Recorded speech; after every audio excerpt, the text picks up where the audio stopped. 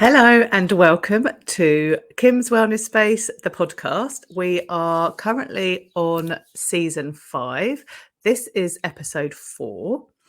Um, if you're new to my podcast, thank you so much for joining me today. Normally, you find me hanging out on Instagram at Kim's Wellness Space.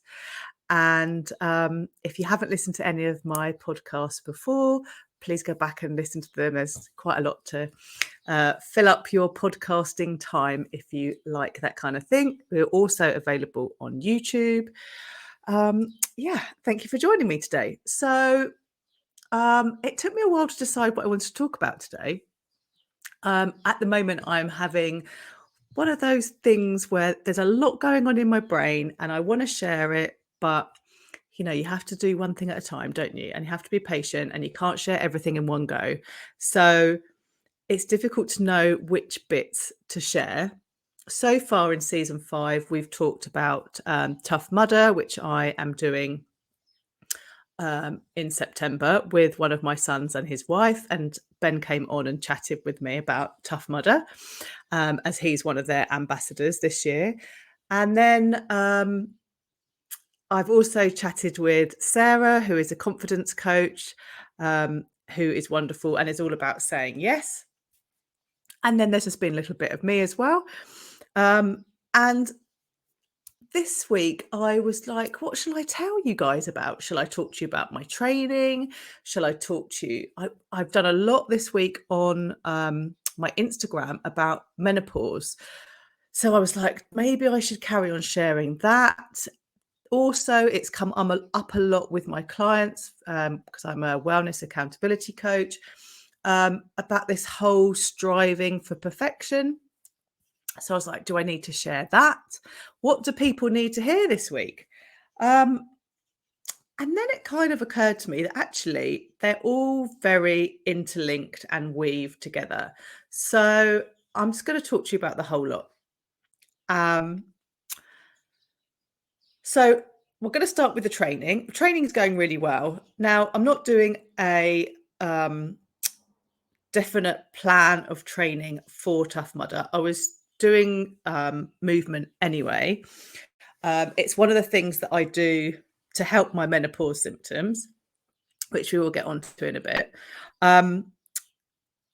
So I was already doing that. This time of year, I don't tend to walk very much. I tend to swim more because it's hot here in Cyprus.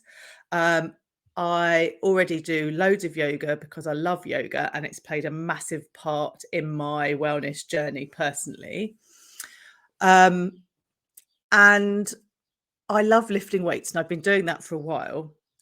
But I'd kind of got to the point, and I'm sure that you can all relate to this to some degree. I was kind of doing it, but I was going through the motions.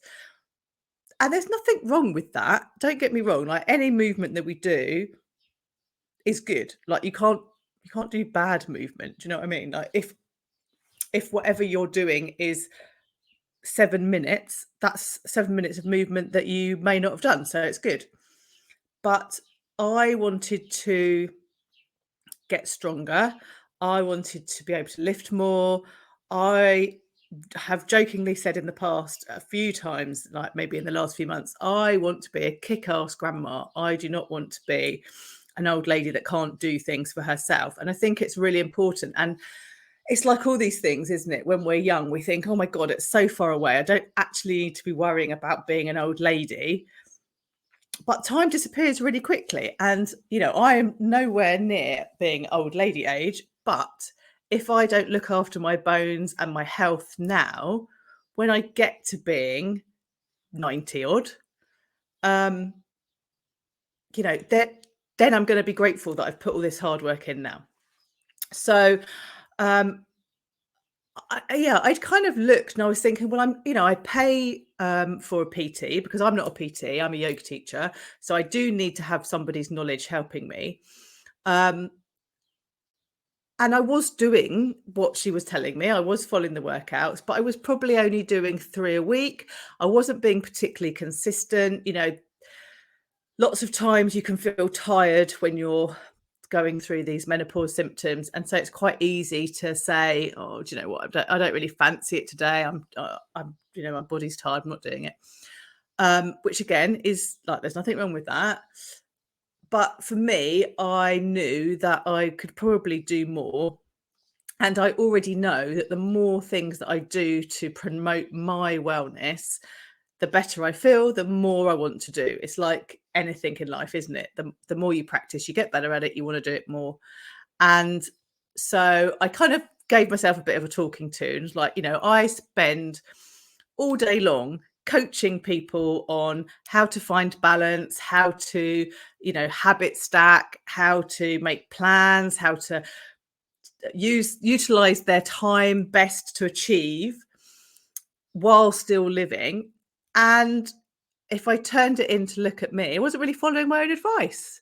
And that happens, doesn't it? It's easy to give somebody else advice. It's not always easy to follow our own advice. So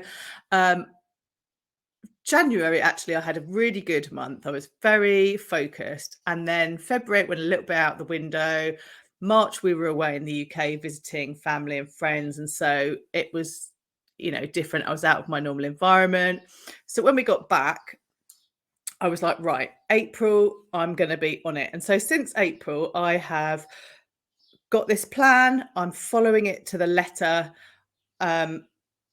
Within it, I've got 2 rest days that are planned in.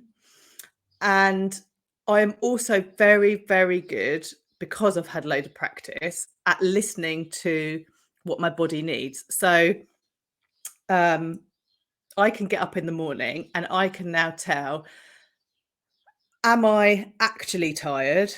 Is my body actually tired? Am I just being a bit lazy? Like there's definitely 3 categories. And because I've done this for so long now, I can notice, and I can also call myself out. And so to get to that point, one of the things that I used to do is, regardless of how I felt, I would try and I would start, and I'd say, okay, do 5 minutes. And if after 5 minutes you don't want to do anymore, you have permission to stop. That's fine. Don't do it. And 9 times out of 10, once you get going, you're like, actually, I'm fine. I'll get going. It's, your mind playing tricks on you and saying, oh, it's okay. You don't need to do it today. Don't worry. Our subconscious mind wants to keep us safe, and it wants to choose the path of least resistance. It doesn't want change. It doesn't want anything hard. And so it will always say to you, yes, have another rest day. That's absolutely fine. You can do it tomorrow. But of course, the more tomorrows we wait for, then we don't actually take any action. And if we want change, we have to take an action. So having a goal is good. Having a plan to get to that goal is better. Actioning that plan to get to that goal that's what we want. That's where the magic happens. So that's what I've been doing. And so if I go back to January, when I was working out in January, I actually was on the most basic that I could do, and I wasn't using any weights. I am now at the point where I'm lifting the highest weight that I own. Obviously, some days I still have to scale down or, change things up a little bit. But if I want to go up in weight again, which I probably will next month, I am going to have to go and invest in some more weights, which is great. So that's the training part. And it links really nicely in with menopause, because we have to be really aware of what's going on. So this week on my Instagram feed, I have been very bold and put a big, bold statement out there, which I have been wanting to share for ages, but I was too frightened. That's the, not frightened, scared, apprehensive. Maybe that's the better word. To put my opinion out there into the world, because I didn't want to offend anybody. I didn't want to belittle anything that anybody else is going through. But I've got something that I want to share. And so this week I've been brave and I've shared it. And actually I've had a really good response from people, which is brilliant. It is exactly what I wanted. I wanted to start a conversation. Everything that I do is in hope that I will inspire and help others. That's why I teach yoga. That's why I'm a coach. That's why I write my books. If I'm helping one person, that's brilliant. And that, then I've achieved my goal of what I need to do. That is my purpose, is to, I've got all of this knowledge and I need to share. And so the big statement that I made this week is that I have been perimenopausal for 10 years. I did used to have really, really bad symptoms, and I had a lot of them. But now, through all the learning that I've done, all the studying, all the research, all the, treating myself like an experiment and seeing, what does this do? How does my body respond to that? I am now in a place where I don't suffer any symptoms. If I don't do all the good stuff that my body loves, yes, then of course the symptoms will reappear. And actually, a very good example of that is if I drink red wine, which I don't particularly do these days, but I do like red wine. And if I have the odd glass, immediately my hot flushes will come back, and they are like volcanic. They are way worse than they were before, and they were pretty bad before. And so I don't really do that because I don't want to feel like a volcano. It's uncomfortable. And is it worth it just for one glass of wine? I don't. In my opinion, for me, it's not. If you have read my book, which is available on Amazon, that's about my experiences, sort of learning about menopause and like the first part, because I didn't actually know anything about it, to be fair. They didn't teach me about it in school. And honestly, I thought that menopause was something that kind of, you got a hot flush. We had a bit of brain fog. There were, you put on a bit of weight, and then it was all finished. And then you got on with the rest of your life. And that is not true. Like, that could not be further from the truth. Literally, for half of our lives as women, we are in some sort of menopause thing. So we have perimenopause, then we have menopause, which is actually just a celebration of a year of no periods, and then we're in postmenopause. We still have all those symptoms. Sometimes they go, sometimes we get new ones, sometimes they might be not as bad as they were, but they don't go away. It doesn't stop. Well, it stops when we die, I guess. But yeah, it's a bit of a revelation, isn't it? So when I learned that, I was like, well, I'm not suffering this. I'm not doing this for the rest of my life. My brain fog was so bad that I actually thought I had early onset Alzheimer's or dementia or something. I was worried it was affecting all areas of my life. I'm really lucky that I've got a very supportive husband, and my son that was living with us at the time also was really good and helped me loads, probably more than he actually realizes. And thank goodness, because if I had been living on my own, I probably would have thought that I really was going mad. So this is why I want to share, because if you're sitting at home listening, thinking, I don't really know what to do, and I feel terrible, I want you to know that there is hope. It does get better. There are things that you can do. A lot of people go on HRT. If that's your thing, wonderful. It's not for me. I have my own personal reasons why I don't want to do that. But I am living proof that you do not need to be taking pills, and you can still do things that affect your body in such a positive way that I do not have any symptoms. I don't have brain fog. I don't have hot flushes.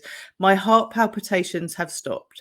I mean, yes, I probably am carrying a little bit more weight around than maybe some people want to. But you know what? I am happy with my body. It is strong. I can play with my grandchildren. I can help my husband. Like, we do all sorts of things. I'm going to do this Tough Mudder. And I know that if I keep doing these things, the byproduct will be that my weight will readjust itself and it will settle where it wants to settle. And I'm good with that. That's fabulous. The last thing I want to do is being a 90-year-old woman worrying about what I'm eating, because I might put on a pound and having to step on the scales every day. That is ridiculous. I don't want to be doing it. I want to be enjoying myself. So, yeah, that was my big statement. And I was worried about putting it out because I know that lots of people suffer. I don't want to belittle anything. But what I do want to do is to say, do you know what? There are things you can do and they help. And so, yeah, I've shared it. I've put it out there in the world. Like, there are things you can do. So, what did I do? This is the crux and the important thing, isn't it? I did a lot of things, and some things worked, some things didn't. For me, and this is very personal to me. So, the only thing I can say is be inspired by me, but go find out for yourself. But there is more information out there now. Just go try, find out what works for you. Um, I changed the way I got up in the morning. I now get up early, which meant that I changed the way I went to bed. I now go to bed earlier. I've always been someone that I never really was a late night person, but I definitely wasn't an early morning person at all. Now we tend to head off to bed about 9:30. And then by the time we've faffed around doing whatever we want to do, I make sure that I've got everything ready for the morning. So my water bottle's full of water. I know what workout I'm doing. I've got clothes out, ready to go. I know my earpods are charged if I want to be listening to a meditation that morning. I get all of that good stuff done. And then by the time we're getting into bed to go to sleep, it's about 10 o'clock.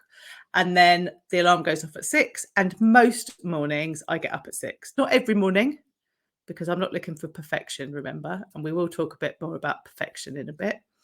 And I'm getting good quality sleep. And I'm getting good quality sleep because I'm not having any hot flushes anymore. I'm not having hot flushes anymore because I'm not drinking alcohol. Now, I wasn't drinking loads of alcohol, but quite often we'd have a glass of work in the evening.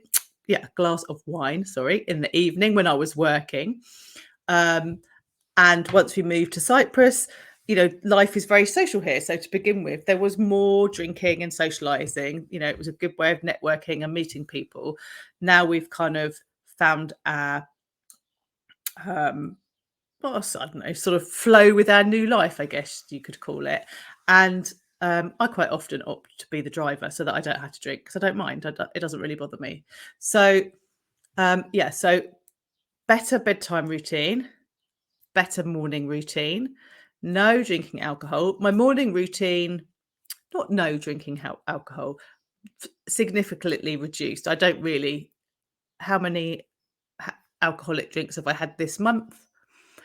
What month are we in? We're June. I don't know, 3, 4 maybe. It's not very much. My morning routine consists of 3 things that are really important. I do lots of things in the morning. My morning routine, probably if you list them all down, maybe is 10, 15 things, which sounds huge, but some of them are like really small things that just take a second. But the main 3 things that I like to make sure that I'm consistent with and I don't like to drop are breath work, meditation, and movement. And I don't do them every day because, again, I am not perfect, but I try my best to do them as often as I can. Because if I don't do my breath work and my meditation, I get heart palpitations. There's nothing wrong with my heart. I'm perfectly healthy. It's all been checked. Like, there's nothing wrong with it at all. But palpitations are a symptom of menopause. And if I am consistent with my breath work and meditation, I don't have them. If I miss doing those, not just for one day, but if, say, I went for a week without them, I would notice them coming back in the evening. So they don't happen all the time and it's not all day long, but in the evening sometimes. And it's not nice because you think, oh, why is my heart doing that? And then the third thing is movement. And once I qualified as a yoga teacher, yoga became something that I did every single day. And I still do that, but I don't do like an hour of yoga. I would probably do, what did I do this morning? This morning I did 10 minutes, I think it was. And then I went and did my workout. So it's almost like a warm up to my workout. Some days I do more just because I get lost in the movement and I like it.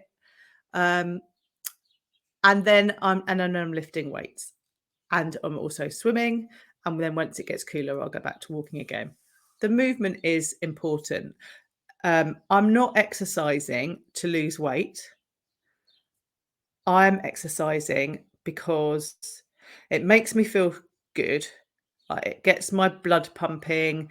It's good for my heart health. It's good for my hormone health. It's good for my bone density. It's good for my flexibility. There's so many things it's good for. And yeah, the more I do, the more I want to do. And the more I do, the better I get at it and the stronger I get, etc., etc. So all of these things that I've changed, and I didn't change them all together. Like I literally did one at a time. So, for a month I might have started with the sleeping, and then I tried adding in the morning, and there were lots of times where I was just focused on one thing. Like I've been doing this since I was 42 and I'm 52 next month. So it's 10 years of practice and I'm still practicing. And I'm not saying that what I do now will be that forever. It will probably change and, it will evolve as I learn more, I guess, because I'm always learning. The other thing that I did, which actually is a huge thing, and it's not for everybody, I appreciate, but we changed our whole way of eating. So we went from being the normal diet that everybody eats, meat and fish and eggs, dairy, and we cut all of that out and became vegan, or actually whole food, plant-based. We took oil out of our diet completely. We do eat healthy fats, but we don't eat oil at home. Obviously, if we're going out, it's different. But in our home environment where we can control it, we don't have oil. And that has had a massive impact on all of the menopause symptoms. Like it was the last thing, I guess, that we did that I was going to say had the biggest impact. I don't know if that's right, but it did have a massive impact. And it means that I can sit here today and say to you, I don't have any menopause symptoms. For me, I am super happy about that. I'm winning, I don't want to suffer them. I don't, I want to enjoy the rest of my life. I don't want to be a victim to menopause. I don't want to be that person that says, oh, I can't do that because my knees ache this morning. My knees don't ache anymore. Let's go. Let's do it. I can't do that because my shoulders hurt. Nope. I have no shoulder pain. Let's go. Let's go do it. And that's important to me. So yeah, it's a big subject. It is a big subject. And I am only one person and it is only my experience. But I think it's important that my experience is out in the world for people to hear. If this is resonating with you, then maybe you'll be inspired to go try something to help yourself. Maybe you have a friend or a sister that is going through a hard time and maybe suggesting one or two of these things. I'm not saying go and do all of it right now because you can't change everything in one go. Change is scary. It takes time. And also what works for me doesn't mean it's definitely going to work for you, but it's worth having a try, isn't it? I definitely think it's worth having a try. So yeah, the training, the menopause journey, it's all connected. And I just kind of want to finish with the try not to be perfect. When I work with my accountability clients, the first thing that we talk about is a plan. And that plan is a guide. It's to help you so that on the days where you're like, oh my God, I don't know what's going on, you look at your plan and you're like, okay, that's what I'm supposed to be doing. Can I do it? Is it going to work? Do I need to flex it a little? Do I need to change it a little? Because things happen, things come up, things go wrong, and that's okay. It's okay. You do the best that you can do today, and then you try again tomorrow. And it's the consistency of trying again that makes the change. If you throw in the towel and say, oh, it didn't work, it's all gone wrong, I'm not doing it, and don't do anything, then nothing's going to change. But if you can look at it from a perspective of, well, say taking food, for example, I was really good at breakfast and I was really good at lunch. And so I've been out for dinner with my friends and it wasn't on my plan. But you know what? I made some really good memories. I made good choices. I thoroughly enjoyed it. And tomorrow I'll be back to my plan, having my breakfast. No harm's done. That's exactly how it should be. We shouldn't be trying to be perfect. We shouldn't be restricting. As soon as we restrict, we want it. Um, yeah, it's a big topic and it's one that I could talk about for ages. But I am going to leave it there. We have been chatting for a while. I really hope that's helped. I hope you found it inspiring. If you do want to go and have a look at my book, it is available on Amazon, and I will pop the details into the show notes. Thank you so much for being here and listening. And I encourage you to go back and listen to the other episodes of my podcast if you haven't already done so. Next week, I am having a guest, which is exciting. And I actually have a few more surprise guests coming up, which is I'm really thrilled about. So, yeah. Thank you so much for being here. Hope you've enjoyed it. Come and say hello over on Instagram if you're hanging out over there. And I will speak to you all very, very soon.